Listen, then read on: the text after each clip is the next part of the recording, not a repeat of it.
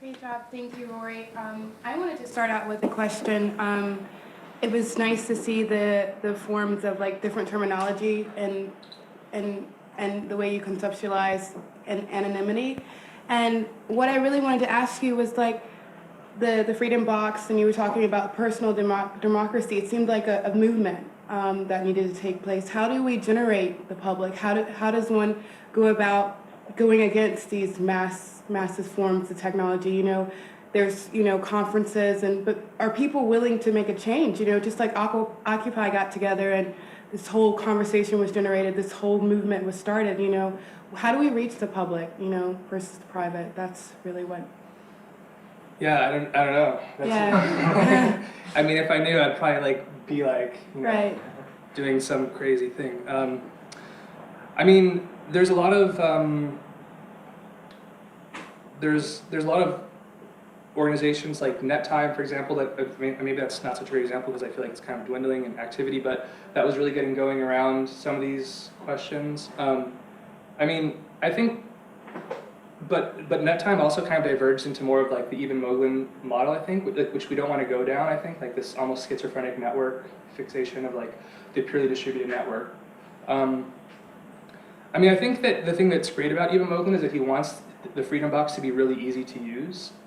And like Clark talked a bit about open source software, Electronic Frontier Foundation, and some of these organizations that have been around for as long as software has been around, basically, that are creating software that's open source, right? That's freely available to anybody. I mean, Firefox, I think, is a great example because it's a super successful open source project. It's run by basically a nonprofit. It's succeeded. It's a pretty sustainable organization, and it's maybe the most popular browser possibly out there, right?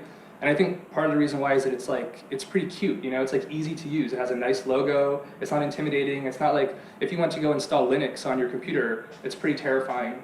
And just giving, Apple a couple, $1,000 is way easier, and it looks way nicer. But Firefox is a pretty good example because it's pretty much as easy and as cute as Apple, as Mac, but it's open source, and people are starting to build in a lot more of these anonymity-oriented controls that Eben Moglen would advocate for. So I think that's, in terms of the question of how to get people engaged, I think that's a big part of it. The free software aspect is what could provide this better network, but it has to be accessible. And if the commercial, the privatized commercial option is easier, then that's what people do. I mean, that's the game, I think, right? Like Apple, Facebook, whatever, what they're trying to do is basically provide a service that's easier to use, and then people are willing to give up control to them because, diaspora or whatever never took off. I don't know why. It wasn't as cool or it wasn't as easy to use or something. Mm-hmm. I don't know. That's maybe part of it. Yes. Thank you. Does anybody have questions? It's interesting how each, and maybe your thoughts, each effort at freedom seems to fracture the internet, right? So you're going to carve out a space that's free, or maybe has a single perspective, or Mr. Montgomery, I think his name, the former ambassador to Russia under Reagan, would say, WikiLeaks, the response to WikiLeaks is governments creating choke points for information and actually controlling the flow of information more. WikiLeaks isn't something that will manifest web freedom, it's something that ultimately manifests in web control, whether it's visible to us or not. So I wonder if you were doing it, how do you get to the point where there's a certain amount of web freedom without, or given the surveillance, or how do you get to the point where there's a free space, an unsurveilled space, or freedom of that flow? Is that possible at this point, or do all those efforts fracture or end up controlling information at some point? Yeah, I mean, I think that if you want to use the term fracture is a good question. The success of, I guess, the .com thing would be that it's like the network effect, right? It's like once enough people get on board with something, it becomes almost like a standard, right? Like Facebook, right? Basically, Facebook is like social networking. I mean, there's not really that any other. The other ones are not really as relevant, I guess. I think that the Eben Moglen project is a good example because he's trying to position that as just like a first step. It's like a very low-level infrastructure. He talks about, which I cut out from that clip, but another concept I'm really interested in, which is like the software stack, which is basically what I'm trying to finish writing my thesis about. But it's like the way of thinking of like the different layers of built into these software systems. And the one that he's positioning here is basically just the first layer, which would just be like the infrastructure model. And the idea that he has, I think, is that all the other services would then gradually be built on top of that. And it's quite a heavy task. I mean, because if you think about it, right, like you would want to have a distributed search engine, for example, or like a distributed domain name system, right? So the domain name is a great example. Like right now, I don't care how cool WikiLeaks is or whatever, if you have a domain name, that's a choke point as well, right? If you type in a name to go to a website, that's controlled by like a domain name service organization, which basically all comes back down to one top central root file. So that's getting, and we can think of ways to work around that, right? Like a lot of times people don't really use domain names anymore, they just search. Search is kind of like a de facto domain name, right? Like how often do you type in, you know, a long website? Now you kind of just will search for it, and it's like Google, I'm feeling lucky. So the search is kind of like a de facto namespace. So we need to think of a distributed domain name system, a distributed search. How do you have a distributed search? You'd have to have this entire other distributed infrastructure, almost like BitTorrent of search index files. And there's people working on all these different examples, and there's a guy named Peter Bowens, I think, in Australia that has he does a lot of like peer-to-peer research, and he has a great wiki of just like collecting all these projects. And I have some of these links saved. I could give them to you later if you want. But like, there are people working on distributed search, distributed domain name, all these different things, like all the levels of the application stack. I don't know if this is really answering your But question. then you need public buy-in for that, right? I mean, that's Right. even the harder part. Like, how do you get people off of Facebook and Google and Firefox onto a Right. system like that? No, just interesting. Interesting conversation. Crosby, you had a question. I think one of the things not really discussed is a distributed currency. So I was thinking maybe what we use on Bitcoin and things like that to maybe distribute money more fairly than controlled by a government. Yeah, I mean, it's crazy, right? You just become a schizophrenic once you start to think about all the layers of this system that you would need to develop to like have this truly like distributed system that's beyond like a protocological control or something. Yeah, like who's going to pay for the hardware that you would need to have, right? So you get a distributed currency, which is a great idea. Bitcoin is awesome. And then there's things like Ithaca hours, you know, like all those timeshare systems in Ithaca, New York, that are like currencies that exist outside of like a central monetary system. I mean, I think that the Ithaca hours example is great because it's kind of more in line with almost the Murray Bookchin thing, where it's like part of a social contract at a communal level. It's like negotiated within a community. So it kind of like works well for them. I mean, the thing about Bitcoin, it seems, should we say what Bitcoin is? Bitcoin is like this pretty large project. Oh, do you want to explain what Bitcoin is? You're doing a good job. It's a pretty large project that's trying to develop like you can correct me if I'm wrong, like a totally digital currency that operates based off of like a distributed model. So it's outside of the control of like any like centralized banking system. And it's developed using certain technological aspects so that like you have to compute a certain number of like calculations in order to generate currency. So it's like supposedly like infallible, like not like counterfeitable, I guess, right? Because you have to like buy in by doing computation or something like that. So anyways, but the idea is that it would be a distributed thing that's like not able to be tracked like national currencies. And people want to use it for a lot of these other distributed projects as like providing like a market around other distributed systems that you would need to build this like stack of distributed network infrastructure. Yeah, I mean, it seems like a really exciting project. I own some Bitcoins. You can go to Bitcoin, I don't know where, I forget how to get them, but you can go and like get Bitcoins. Like you can get like some small amount to get started, and then you can like trade them for like, instead of regular currency.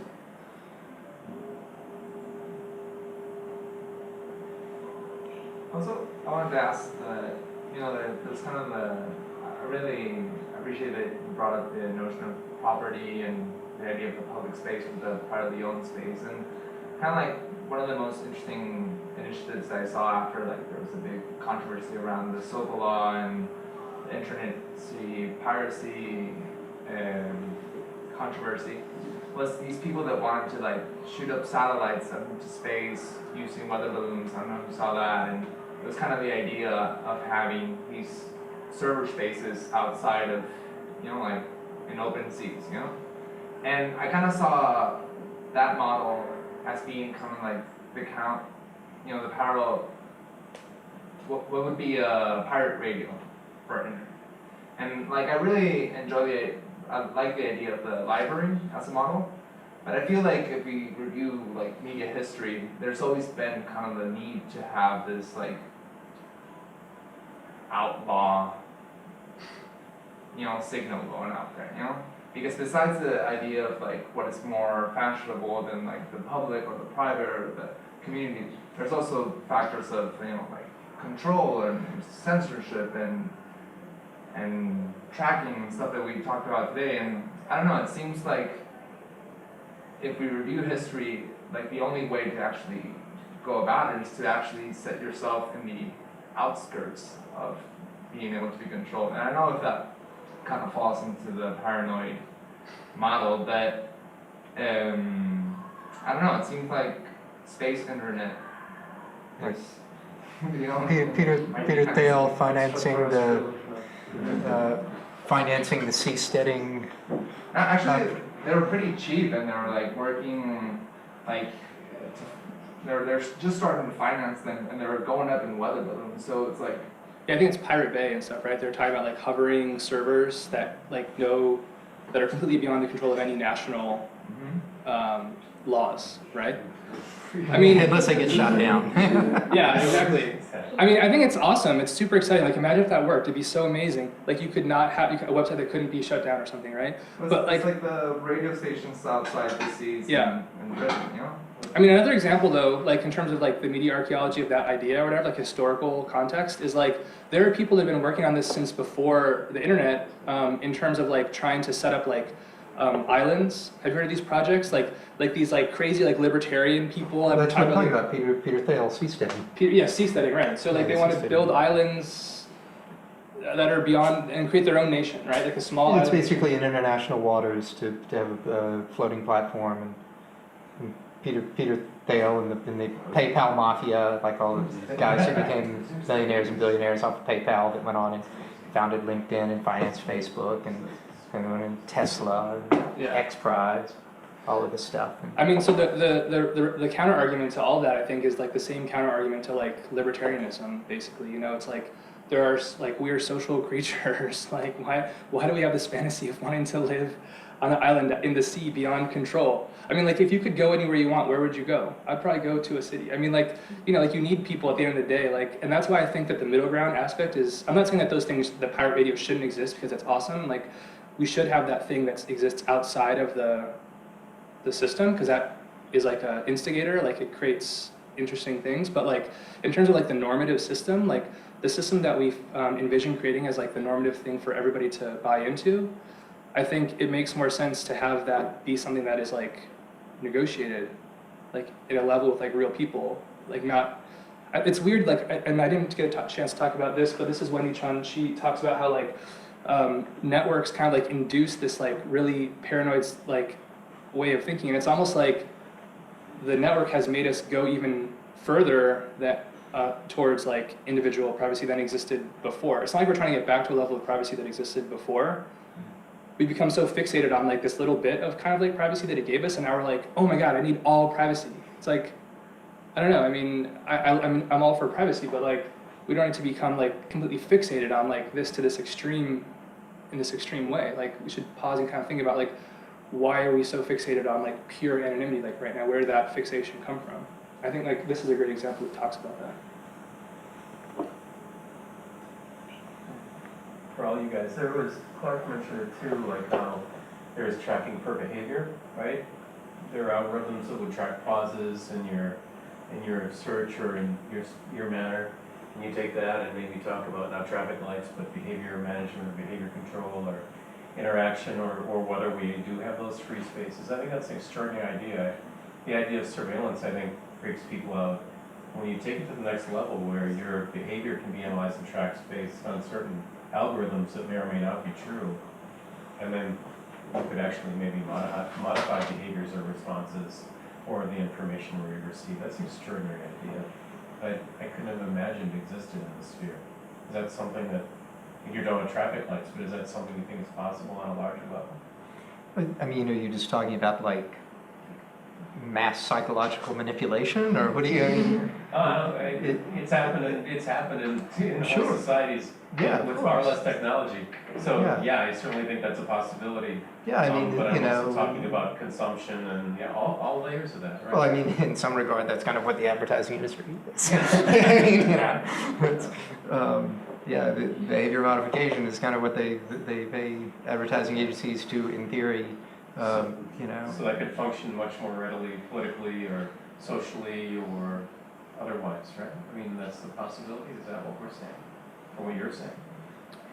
I think, yeah, I think maybe part of the question though is like who's, like I'm trying to remember what it, I could find the link, but there was a, like somebody, it's kind of like who's optimizing the system and for what purpose? That's I think the most important question to me. Like people talk a lot about like efficiency, and this is the article I'm trying to remember, but it's like what's being optimized, like what's being made efficient, and for like who's going to reap the benefits of that surplus.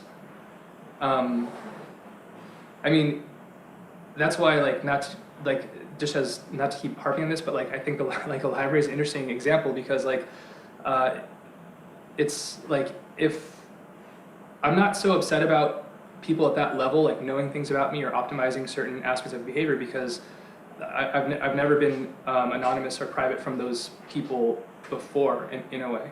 Do you know what I mean? Like it is more troubling if I'm being processed and optimized as part of some much larger system, and the person that's benefiting off of that surplus that's created from optimizing me or whatever is far removed. Like that seems problematic, and that's why I think the distributed infrastructure thing becomes really interesting because if the technology exists at that level, efficiency is kind of good, right? It's like eco, it's like green. We can optimize certain resources, and everybody will kind of benefit that in a certain way. I don't know. Does that answer your question? That's interesting. No, I just want to hear your thoughts. I don't think there's an answer. I quite frankly think it's a valid possibility. And probably not a difficult one. You get down to if you really want to modify behavior, and then the ability to allow controls of certain ecosystems would reside with the goodness that we perceive Google as good. We perceive Facebook as little not as good. Well, in general, I don't.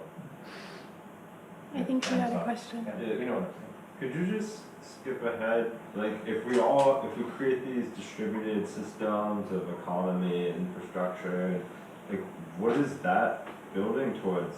Like, is it so different than where we are now? Yes. Why?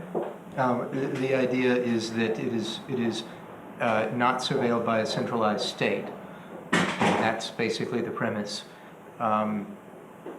The idea that at one time, we're at a point where there is very little in the way of ungoverned square footage on this planet. Okay, and so you're under some sort of governing system anywhere you go in the world. And it wasn't that long ago that there wasn't.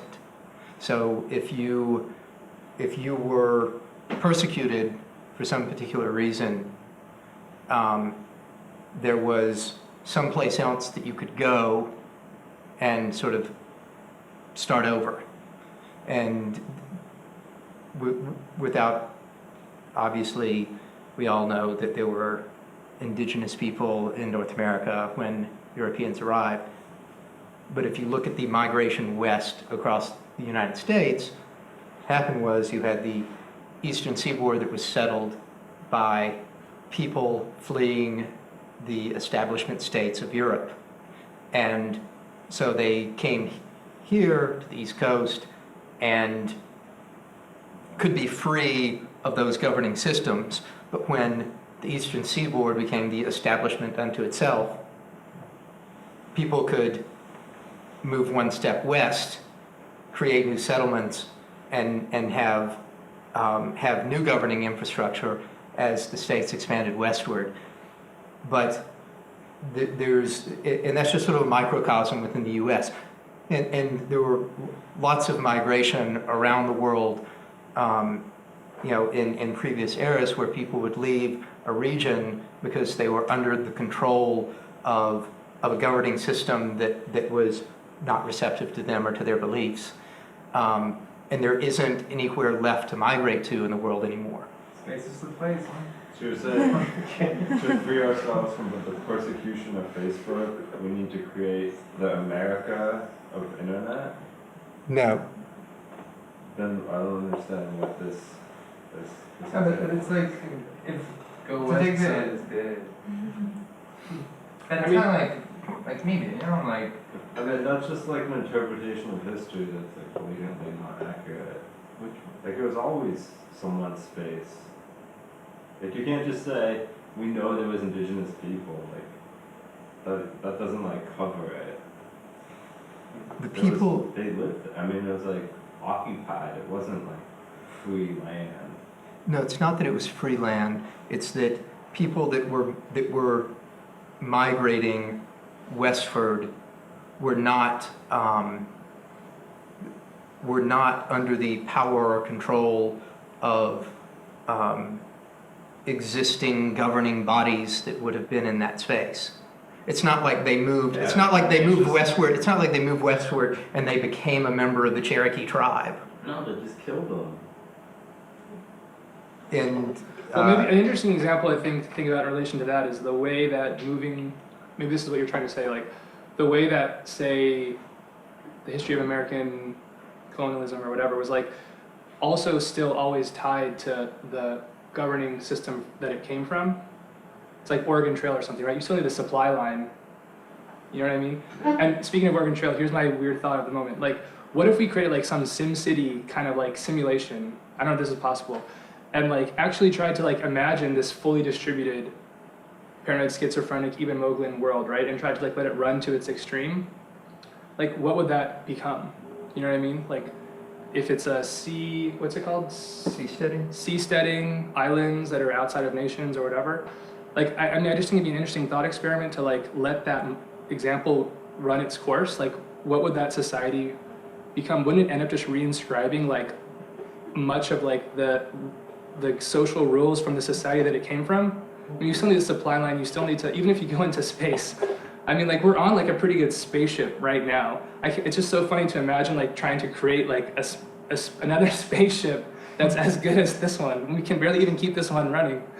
I mean, like, even if you try to move beyond, right? Like, the gravitation of the thing that you're coming from is always going to like be the strongest influence of the other world that you're trying to create. It's Animal Farm, right? Yeah. It's, yeah. I think that's. I think you had a question in the back. Oh, I was going to say that anytime that this is a classic critique of like anarchist government, is that anytime you get away from, whoever you're trying to escape, when there's more than two people there, you have these collective negotiations about how are we going to get things done. And so, yeah, in the sense that wherever there's a large group of people trying to negotiate that, there's going to be some sense of structure or order or government. But I think the idea is that maybe we can escape some of the power dynamics that exist in the structure we have right now and get away from that more hierarchical model somehow. I mean, that's always been the collectivist or communitarian dream, right? So, Yeah, let's check out Rory book, Jen. yeah. No, I There's use a lot of that. answers.